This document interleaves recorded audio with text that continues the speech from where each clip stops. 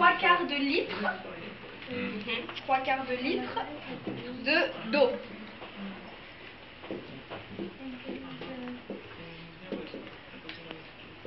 Ouais.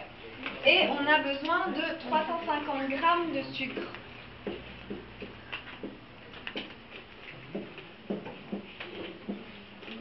Alors ici, c'est très bizarre, j'ai l'impression que le sucre est très différent, mais il m'a fallu beaucoup de temps pour que ça...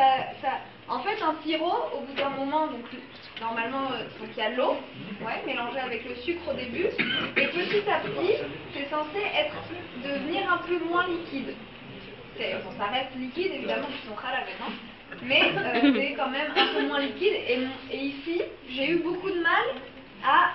Enfin, ça a duré très longtemps. Normalement, pour faire le sirop, on a besoin de 40 à 50 minutes. Ouais, on laisse cuire 40 à 50 minutes ce mélange. Ouais. Et normalement, à partir des 50 minutes, c'est censé devenir un peu plus épais, entre guillemets. Mais j'ai mis plus longtemps. Bref. Vous verrez vous-même comment c'est. Hein.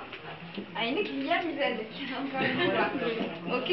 Et à la fin de la cuisson, quand vous pensez que le sirop est prêt, il faut rajouter 2 ou 3 cuillères d'eau de fleur d'oranger.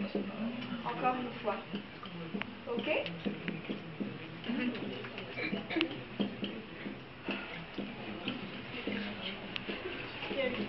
Alors, si vous aimez vraiment l'eau de fleur d'oranger, vous pouvez en mettre plus. Hein.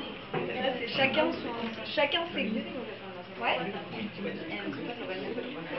Alors, ensuite, quand vous sortez le gâteau du four, normalement, le sirop est prêt. Il faut qu'il soit prêt. Parce que, une fois que le gâteau est sorti du four et il est cuit, il ne faut pas attendre, il faut le couper directement. Ouais. Tant qu'il est chaud, il faut le couper. Ouais. Et on rajoute le sirop. Toujours quand il est chaud, parce que comme ça, il va pouvoir absorber le sirop. Ouais. Donc là, on ne voit pas, mais normalement, il y a 3/4, même plus, parce que j'en ai rajouté ce matin, il y a comme 1 litre de sirop, mais qu'on ne voit plus parce qu'il a été absorbé. Des questions ?